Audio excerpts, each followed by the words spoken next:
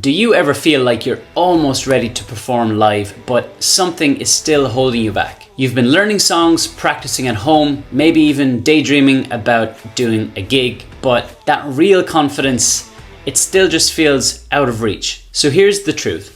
You don't need years of experience to feel confident on stage. You just need the right kind of preparation and a few low pressure reps in the real world. My name is Finbar and I'm a full-time musician based in Edinburgh, and I have helped dozens of musicians in their 40s, 50s and 60s go from nervous at home to confident gig-ready performers in just a few weeks. In this video, I'm going to walk you through the exact 5 steps that I use to teach musicians become confident solo performers without years of experience. If I had to identify one thing that is most common amongst musicians who come to me for help to become gig ready, it is a lack of confidence. And this is in their words. They tell me, I'm not confident enough. I want to gig, but I don't have the confidence. And there is this big misconception that you need to build confidence yourself at home first, practicing for weeks or months until you are confident enough to start gigging.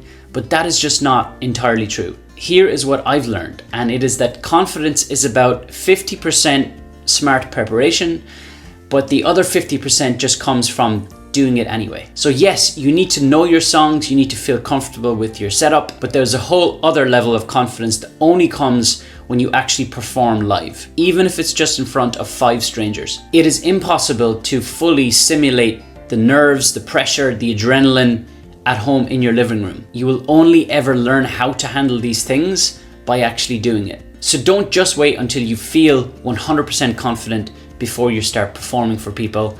Start performing and let the confidence catch up. So this brings me to the next section of this video, which is the confidence formula. Here I'm going to talk you through the 5 steps that I use to help musicians build true performance confidence. Number 1 is build familiarity, not perfection. You do not need hundreds and hundreds of songs to get out gigging. You just need 30 to 40 to get started, and then you can build on those over time. And when I say 30 or 40, I mean 30 or 40 songs that you can play without thinking. Songs that you do not need to overthink so that your nerves are as low as possible. This is where the confidence starts to build. Focus on songs that have basic chords, simple strumming, and are very easily recognizable by the majority of people. Number 2, adjust songs to suit your voice. So stop forcing yourself to sing songs in the original key.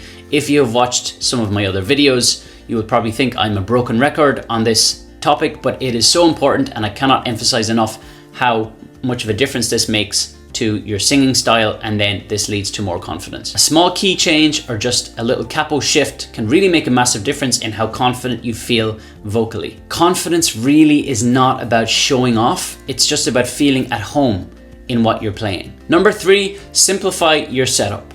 Loopers, pedals, backing tracks, they can be great tools and can add to your performance, but they're not required. In fact, for most musicians starting out, they just add unnecessary stress. I always say start simple, just voice and guitar. Build something strong and stress-free, then you can layer in the tech later on if you want to. Now you might be thinking, okay, I get it. I can start simple, but eventually I will need loop pedals or effects or backing tracks to be taken seriously, right? Wrong.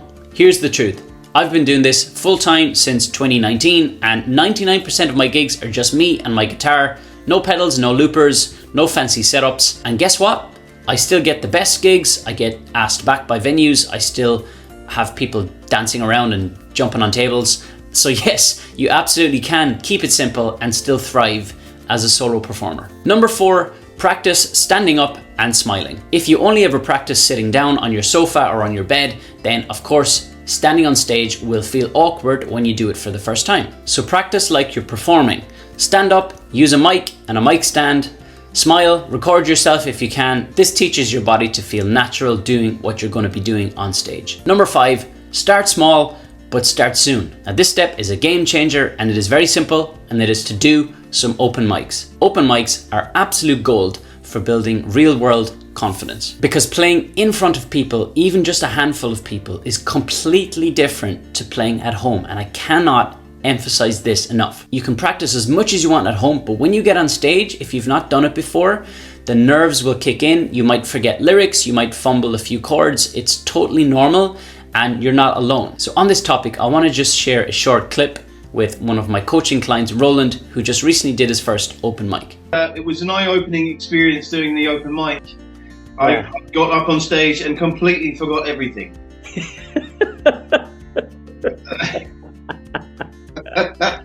And I also realised that playing songs that I'm not that familiar with in front of people is not a good idea. It's not a good idea. Yeah, whether it's an open mic or an actual gig, it's a completely different ball game when you get in front of people. It is completely different. I wouldn't have guessed it, to be honest. I just thought I was going to get up and play. But yeah, because I forgot everything. I couldn't have told you my name.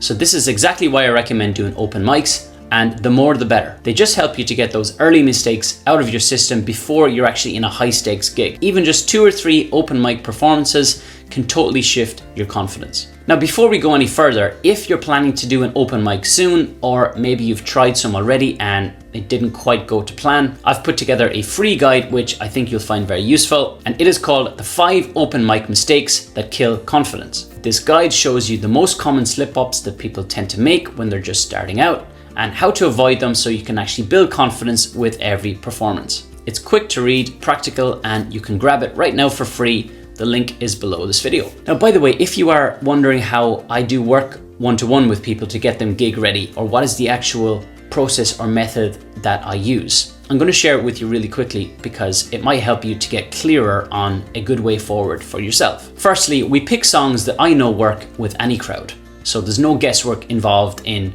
deciding what songs to learn. Secondly, we simplify every song, easy chords, easy strumming, and we tweak the key of every song to suit my clients' voices. Then once we've got 10 or 15 songs, we get them out to open mics so you can get actual real life practice performing the songs that we've been working on. Then we just work on building some basic promo material, targeting the right venues, meanwhile continuing to still build on that set list in the background.